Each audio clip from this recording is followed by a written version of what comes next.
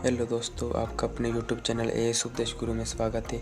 आज हम आपकी 11th क्लास की ज्योग्राफी भारत भौतिक पर्यावरण बुक 2 का चैप्टर नंबर 4 करेंगे, जिसका नाम है जलवायु का पार्ट नंबर 2 करेंगे। आज का अपना पहला टॉपिक है शीत ऋतु में मौसम की क्रियाविधि, जिसका पहला पॉइंट धरातलीय वायु दाब तथा पवनें।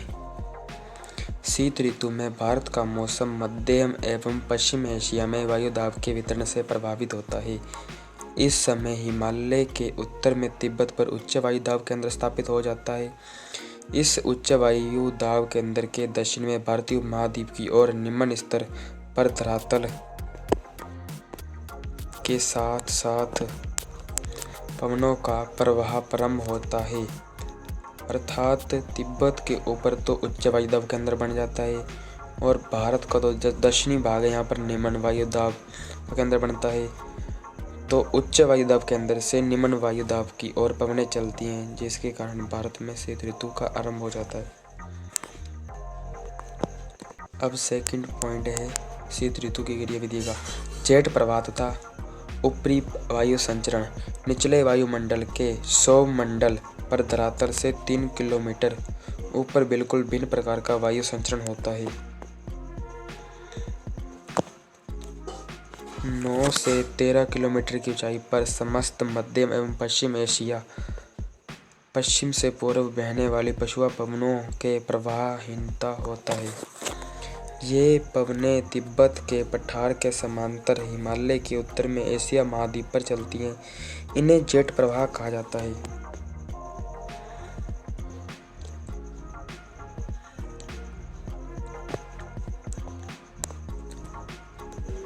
अब शीत ऋतु की क्रियाविधि का तीसरा भाग पश्चिम चक्रवाती विक्षोभ तथा उष्णकटिबंधीय चक्रवात।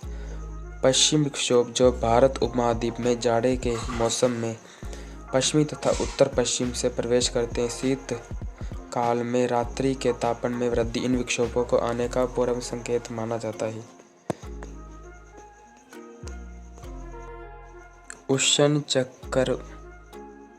उष्णकटिबंधीय चक्रवात बंगाल की खाड़ी तथा हिंद महासागर में उत्पन्न होते हैं।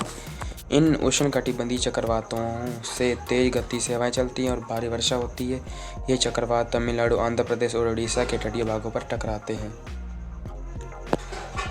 आपसे अलग से ये पूछ सकता है कि जेट प्रवाह की कितनी शाखाएं होती हैं। आप इसको उस क्वेश्चन में भी लिख सकते हैं, नहीं तो आप इसको अलग से भी पूछा जा सकता है।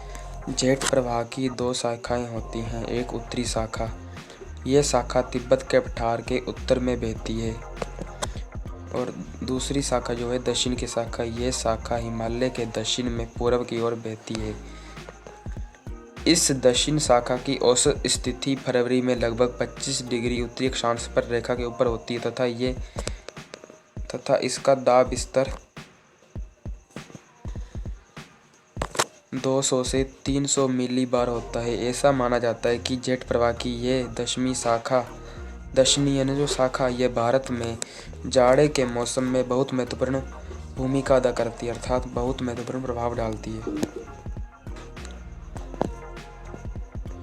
अब हम पढ़ते हैं कि ग्रीष्म ऋतु में मौसम की क्रियाविधि।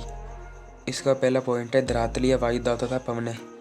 जुलाई के मध्य तक धरातल के निकट निम्न वायु दाब पेटी, जिसे अंत्य उष्णकटिबंधीय अभिसरण क्षेत्र कहा जाता है, उत्तर की ओर खिसक कर हिमालय के लगभग समांतर 20 डिग्री से 25 डिग्री उत्तरी अक्षांश पर स्थित हो जाता है।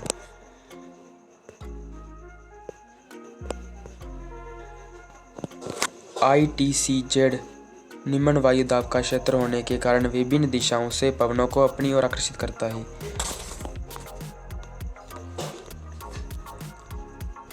अब ग्रीष्म ऋतु की गतिविधि का दूसरा पॉइंट जेट प्रवाह एवं ऊपरी वायु संचरण। वायु दाब एवं पवनों का उपयुक्त प्रतिरूप केवल सौमंडल के निम्न स्तर पर पाया जाता है।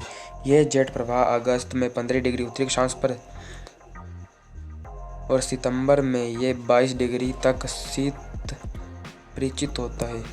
शांत प्रचित होता है।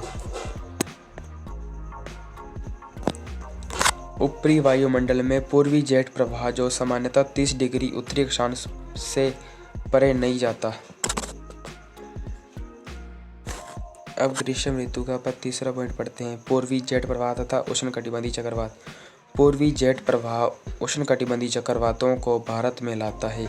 ये चक्रवात भारतीय उपमहाद्वीप में वर्षा के वितरण में महत्वपूर्ण भूमिका निभाते हैं। इन चक्रवातों के मार्ग में भारत में सर्वाधिक वर्षा वाले भाग आते हैं।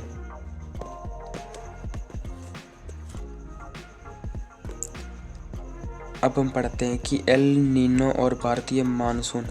एल नीनो एक जटिल मौसमी तंत्र है जो कि हर 5 या 10 साल बाद प्रकट होता रहता है।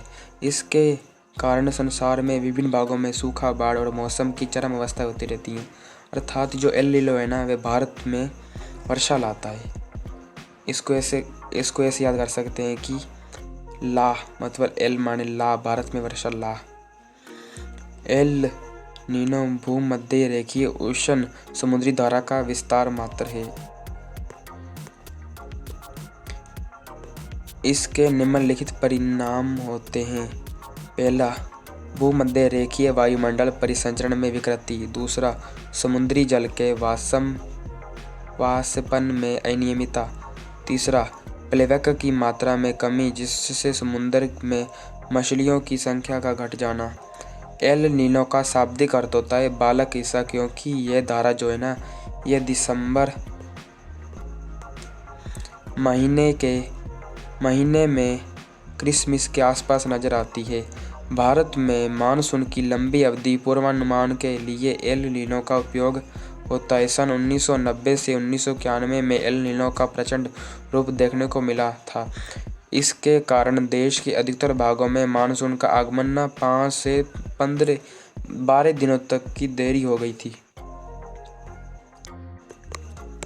अब हम पढ़ते हैं अंत्य उष्णकटिबंधीय अभिसरण क्षेत्र के बारे में। विषुववृत्त पर स्थित अंत्य उष्णकटिबंधीय अभिसरण क्षेत्र एक निम्न वायुदाब वाला क्षेत्र है। ये बन गया अपना ग्लोब। इसके बीच में से निकलती विषुववृत्त रेखा। जो ये वाला क्षेत्र है ना, ये अंत्य उष्णकटिबंधीय अभिसरण क्षेत्र होता है। इस क्षेत्र में व्यापारिक पवनें मिलती हैं। इस क्षेत्र में वायु ऊपर की ओर उठने लगती है। जुलाई के महीने में ITCZ जो है ना, अंत्य उष्णकटिबंधीय अभिसरण क्षेत्र, ये 20 डिग्री से 25 डिग्री उत्तरी अक्षांश के आसपास गंगा के मैदान में स्थित हो जाता है। जैसे ये बन गया ग्लोब है, विषुववृत्त रेखा, यह कर्क रेखा। कर्क रेखा मतलब गंगा के मैदान में से निकलती है ना, 23.5 डिग्री यहाँ पर हो गया और यहाँ तक 20 से 25, इसके बीच जो है ना, ये अंत्य उष्णकटिबंधीय अभिसरण क्षेत्र यहाँ पर आ जाता है।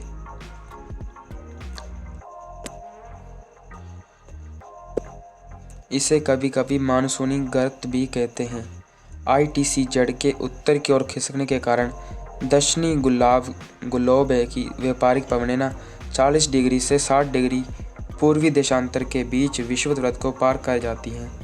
अभी ये जो पवनें ये विषुववृत्त को पार करेंगी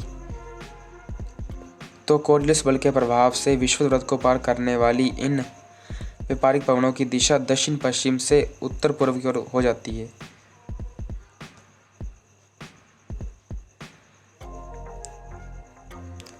यही दक्षिण पश्चिम मानसून है। शीत ऋतु में ITCZ दक्षिण की ओर खिसक जाता है। इसी के अनुसार पवनों की दिशा दक्षिण पश्चिम से बदलकर उत्तर पूर्व की हो जाती है। यही उत्तर पूर्वी मानसून है। अब हम पढ़ते हैं भारतीय मानसून की प्रकृति।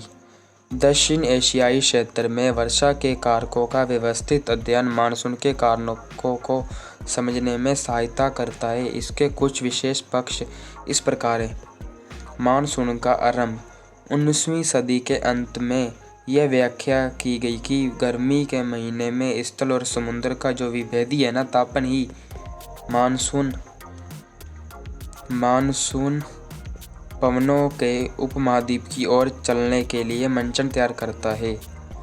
मानसून का ना भारत में प्रवेश, ये इम्पोर्टेंट है, आपसे अलग से भी पूछा जा सकता है कि मानसून का भारत में प्रवेश। दक्षिण पश्चिमी मानसून केरल तट पर 1 जून को पहुंचता है और शीघ्र ही 10 और 13 जून के बीच के अंदर पवनें मुंबई व कोलकाता तक पहुंच जाती हैं। मध्यम जुलाई तक ये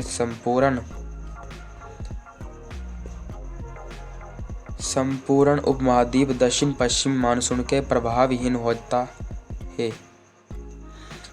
अब हम पढ़ते हैं इसका दूसरा पॉइंट, वर्षा वाही तंत्र तथा मानसून वर्षा का वितरण। भारत में वर्षा लाने वाले 2 तंत्र प्रतीत हैं। पहला तंत्र जो है वे उष्णकटिबंधीय अवदाब है, जो कि बंगाल की खाड़ी या उससे भी आगे पूर्व में दक्षिणी चीन सागर में पैदा होता तथा उत्तर से उत्तर भारत के मैदानी भागों में वर्षा करता है। दूसरा तंत्र अरब सागर में उठने वाली दक्षिण पश्चिमी मानसून धारा है, जो कि भारत के पश्चिमी तट पर वर्षा करती है। आपको इसके बीच ये भी पूछा जा सकता है कि भारत के पश्चिमी तट पर होने वाली वर्षा की तीव्रता के किन 2 कारकों से संबंधित है। इसको इसके बीच नहीं लिखता, पर ये इसी का पॉइंट था, इसलिए मैंने इसको इसके बीच में ही लिख दिया। इसका पहला है समुद्री तट से दूर घटित होने वाली मौसमी दशाएं। दूसरा, अफ्रीका के पूर्वी तट के साथ भूमध्य रेखीय जेट प्रवाह की स्थिति। आप चाहे तो इसको, अगर ये 6 नंबर या 7 नंबर में अगर ये क्वेश्चन आता है तो इसको भी इसके बीच में लिख सकते हैं कि भारत के पश्चिमी तट पर होने वाली वर्षा के 2 कारक। यदि 4 या 3 नंबर में आता तो इसको आप अनदेखा कर सकते हैं।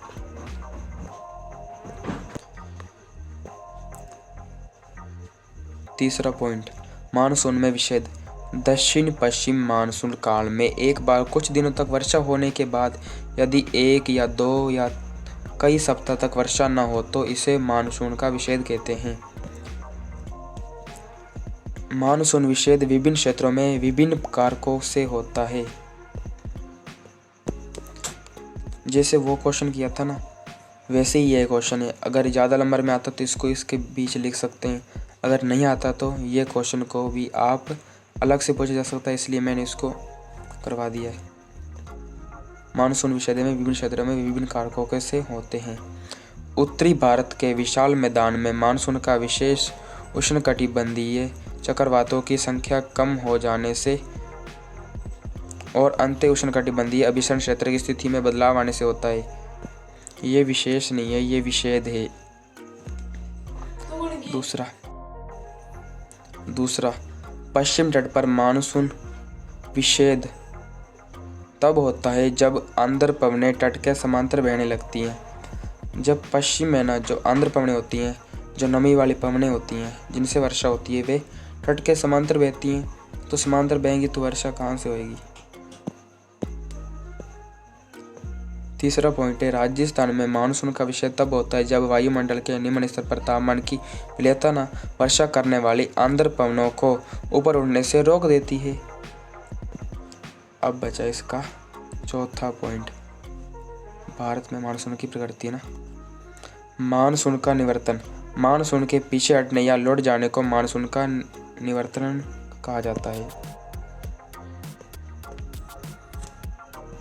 सितंबर के आरंभ से उत्तर पश्चिमी भारत से मानसून पीछे हटने लगती है और मध्यम अक्टूबर तक यह दक्षिण भारत को छोड़कर शेष समस्त भारत से निवृत्त हो जाती है। लौटती हुई मानसून जो पवनें होती हैं वे बंगाल की खाड़ी से जल वापस ग्रहण करके उत्तर पूर्वी मानसून के रूप में तमिलनाडु में वर्षा करती है।